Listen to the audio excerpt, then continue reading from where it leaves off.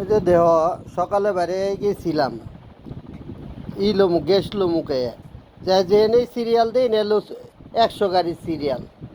তো এইভাবে যেতে যেতে একটাতে সিরিয়াল দিয়েছি যে একটু কম আছে।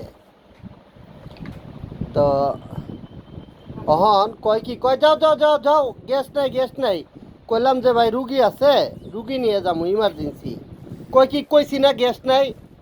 আবার দিতেও আছে কিন্তু প্রাইভেট কারে দিতেছে, কন্টেনারে দিতেছে। তা আমি কইলাম যে ভাই কি কারণে গ্যাস নাই কে লিগা। কয় দিমু না। তা কেন দিবেন না ভাই? কয় তোমার ভালো লাগে না দিমু না। ভাই এটা কথা হইলো? তাই আপনি তাইলে হেগরে দিতেছেন, এখন কয়া লাগে বুঝছেন, এই কথাটা মুখ দিয়ে আমাকে মুখ দিয়ে আয় না। কয় কি কয় বেড়া কর মুটা শোনা, এর লেগে হেগর দিতাছি।